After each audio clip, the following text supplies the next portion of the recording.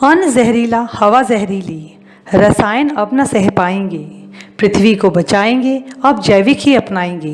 जी हाँ दोस्तों, इस चैनल गव्य अमृतम में हम आपको जैविक उत्पादों को ग्रहण करने या प्रयोग करने के लिए प्रोत्साहित करते हैं। और आज का विषय है, क्या घर के अंदर ऑक्सीजन की मात्रा बढ़ाई जा सकती है? जी हाँ, यह बिल्कुल संभव है। आइए जानते हैं कैसे। एक तरफ जहाँ प्रदूषण बढ़ता ही जा रहा है, वहीं दूसरी तरफ घर के अंदर भी हम प्रदूषित वायुओं को अज्ञानतावश आमंत्रित करते हैं। अगरबत्ती और धूप बनाने वाली कंपनीज जो ऑयल इंडस्ट्री के वेस्ट से बचा हुआ तारकोल आदि इन अगरबत्तियों में यूज़ करती हैं, उसे ज्वलनशील बनाने के लिए, जिसके जलने पर खतरनाक गैसेज निकलती हैं। इतना ही नहीं, इन अगरबत्तियों में बांस की लकड़ी का भी इस्तेमाल होता है, जिसके जलने पर भी खतरनाक गैसेज हवा में रिलीज होती हैं, जो घर का सारा वातावरण दूषित करती हैं। और वहाँ धुआं काफ़ी देर तक घर में ही भरा रहता है, जो हमारे फेफड़ों को खराब करता है और कई तरह के त्वचा रोग को भी जन्म देता है।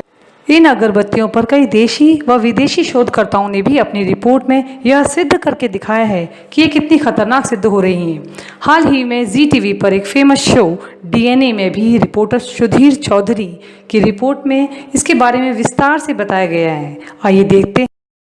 हमारे देश में बिना अगरबत्ती के पूजा की कल्पना भी नहीं की जाती। हमारे देश में बहुत से लोग ऐसे भी हैं जिनके पास समय की बहुत कमी होती है।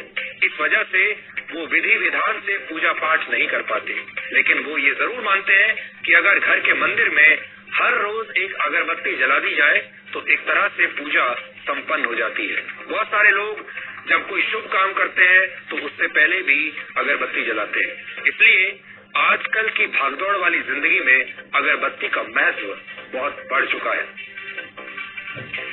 लेकिन अगरबत्ती से निकलने वाला धुआं सिगरेट के धुएं से भी 1.5 गुना ज्यादा खतरनाक होता है। शायद आपको इस बात की जानकारी नहीं होगी कि बहुत सारी कंपनियां अगरबत्ती बनाने में बांस का इस्तेमाल करती हैं और हिंदू धर्म में बांस को जलाना वर्जित है। अब आप देख रहे हैं मेरे इस हाथ में एक अगरबत्ती है। बांस की एक पतली सी लकड़ी पर यह सुगंधित लेप लगाया जाता है और सारी मुसीबत की जड़ अगरबत्ती में मौजूद बांस का ये छोटा सा पतला सा हिस्सा है। हमारे शास्त्रों में बांस को जलाना वर्जित है। किसी भी हवन या पूजा में बांस को नहीं जलाया जाता। यहाँ तक कि चिता में भी बांस की लकड़ी का इस्तेमाल नहीं किया जाता। अर्थी के लिए बांस की लकड़ी का इस्तेमाल जरूर किया जाता है, लेकिन उसे जलाया नहीं जाता। कई ग्रंथों में ये भी लिखा गया है कि बांस को जलाने से पितृदोष लगता है। अब एक ऐसा रिसर्च सामने आया है जिसके नतीजे हमारे पूर्वजों की बांस न जलाने की परंपरा को सही साबित करते हैं। और हमारे देश के नहीं बल्कि इटली के 2 शोधकर्ताओं ने अपने रिसर्च में यह दावा किया है कि अगरबत्ती हमारी सेहत के लिए बहुत हानिकारक है। इंडोर एयर क्वालिटी यानी कमरे, घर या दफ्तर के अंदर के वातावरण पर रिसर्च करना इसलिए बहुत जरूरी है क्योंकि हम और आप अपना 80% से ज्यादा समय घर और दफ्तर के अंदर बिताते हैं। आपको लगता होगा कि घर के अंदर होने वाला प्रदूषण खाना बनाने से या फिर सिगरेट जैसी किसी चीज के धुएं से होता है, लेकिन सच ये है कि अगरबत्ती जलाने से भी घर के अंदर के वातावरण पर बहुत बुरा असर पड़ता है। इससे भले ही हवा में खुशबू फैलती हो, लेकिन प्रदूषण फैलाने वाले कणों का स्तर बहुत तेजी से बढ़ जाता है। इस रिसर्च में बहुत जटिल भाषा का इस्तेमाल किया गया है। बत्ती की खुशबू का पूरा सच आज दिखाई दे जाएगा। अगरबत्ती के धुएं को इकट्ठा करने के बाद जो टेस्ट के नतीजे सामने आए वो काफी खतरनाक है। नॉर्मली जो हमारे पास मिली हुई है अभी तक वो पॉलीएरोमेटिक हाइड्रोकार्बन्स हैं, जैसे वो दे आर वेरी हार्मफुल और इवन कैंसर कॉजिंग होती हैं। और इसके अलावा जो आपके पास है carbon monoxide, that is also very harmful gas. Carbon monoxide का आपका जो रिकॉर्ड है मोर्टेलिटी का वो काफी हाई है। एल्डरली ज्यादा बिलीव करते हैं आपके रिलीजियस एक्टिविटीज में, तो वो बहुत ज्यादा ब्रीदिंग के कारण उनके जो लंग्स है और वो ब्रोंकाइट है वो बहुत एक्सपोज होती है। एक स्टडी के मुताबिक अगरबत्ती जब जलती है तो उसकी सुगंध के चारों ओर फैलने की वजह फेथलेट नाम का केमिकल होता है। ये एक फेथलेट एसिड का ईस्टर होता है। रिसर्च के मुताबिक अगरबत्ती की खुशबू न्यूरोटॉक्सिक और हेप्टोटॉक्सिक को सांस के साथ शरीर में पहुंचाती है, जो कैंसर और ब्रेन स्ट्रोक की वजह बन सकता है।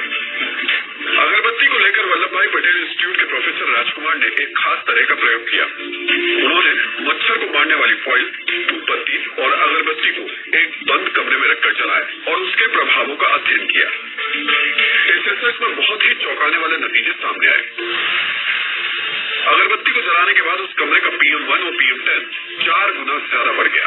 यही नहीं, कमरे में अगरबत्ती के बुझने के बाद भी 4-5 घंटे तक उसका प्रभाव रहा। बुझने के बाद भी जो पार्टिकुलर मैटर्स होते हैं इमीडिएटली वो खत्म नहीं हो जाते हैं, उसको टाइम लगता है खत्म होने के लिए।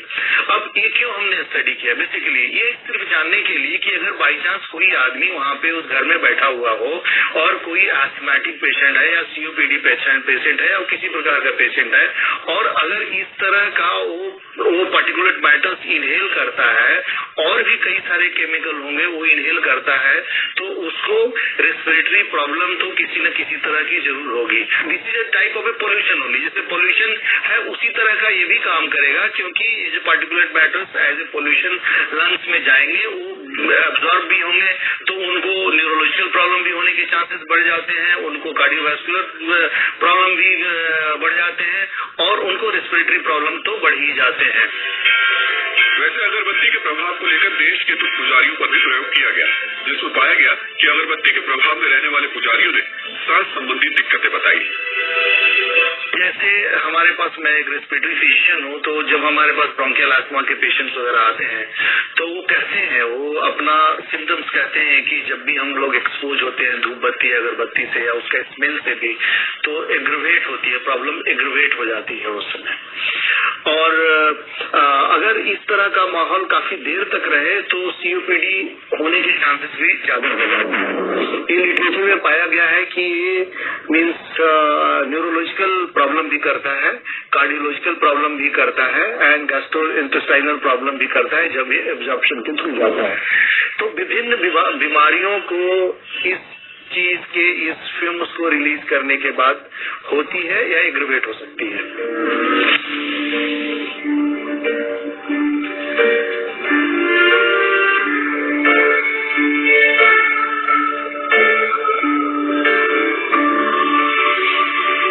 दिल्ली समेत देश के हर हिस्से में आपको ऐसे छोटे बड़े कूड़े के पहाड़ देखने को जरूर मिलेंगे। अब सवाल उठता है कि ऐसे कूड़े के पहाड़ के सामने खड़े होकर मैं आपसे कैसे कहूं और किन शब्दों में कहूं कि ये अगरबत्ती आपकी सेहत के लिए हानिकारक है। राहुल सिन्हा, जी मीडिया, दिल्ली। हमारे शास्त्रों में बांस का प्रयोग वर्जित है और अब इस बात का ध्यान रखते हुए बहुत सारी कंपनियों ने अगरबत्तियों में बांस का प्रयोग करना बंद कर दिया है। इसलिए अगली बार जब आप अगरबत्ती खरीदें तो आपको ये सुनिश्चित करना चाहिए कि उसे बनाने में बांस का प्रयोग न हुआ हो। हमें उम्मीद है कि हमारी इस खबर से आपका ज्ञानवर्धन हुआ होगा और आप पहले के मुकाबले जागरूक हुए होंगे। आप चाहें तो इस खबर को अपने परिवार और अपने मित्रों के साथ शेयर भी कर सकते हैं। घर पर ऑक्सीजन बढ़ाने का वो एक प्राकृतिक उपाय है गौ माता के गव्यों से बनी व हिमालय की जड़ी बूटियों से तैयार धूप बत्ती।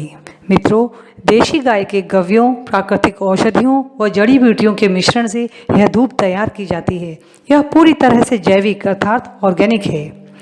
रशिया में किए गए एक शोध से यह सिद्ध हुआ है कि 10 ग्राम देसी गाय का घी अग्नि में डालने से या दीपक जलाने से 1000 किलो वायु शुद्ध होती है, अर्थात इसमें ऑक्सीजन की मात्रा बढ़ जाती है। जब इसी शोध को भारत के भौगोलिक वातावरण में किया गया तो 10 ग्राम देशी गाय के घी का दीपक जलाने से 1600 किलो ऑक्सीजन प्राप्त हुई और एक व्यक्ति को प्रतिदिन 200 केजी की ऑक्सीजन की ज़रूरत होती है। तो रोजाना सिर्फ 5 ग्राम घी का दीपक जलाकर ही आप अपने घर की ऑक्सीजन बढ़ा सकते हैं और ये धुआं घर के बाहर पड़ोसियों को भी लाभ पहुंचाएगा। ये शुद्ध स्वदेशी धूप के प्रतिदिन प्रयोग से घर के अंदर मौजूद वायरस और बैक्टीरिया नष्ट हो जाएंगे, जो इस कोरोना काल में बहुत प्रभावशाली सिद्ध हुए हैं। और बैक्टीरिया के नष्ट होने से घर से कॉकरोच भी गायब हो जाएंगे। इस दिव्य धूप के प्रयोग से वातावरण शुद्ध होता है। पशु पक्षी, पेड़ पौधे, जानवर, ये सभी प्रकार के जीव जंतु को एक नई ऊर्जा मिलती है तथा प्रकृति में संतुलन बना रहता है। इस तरह केमिकल वाली अगरबत्तियों से होने वाले शारीरिक व प्राकृतिक बीमारियों से भी बचा जा सकता है। तो आइए स्वदेशी अपनाएं और देश को मजबूत बनाएं। और जैविक ही अपनाएं। So be vocal to promote local. धन्यवाद।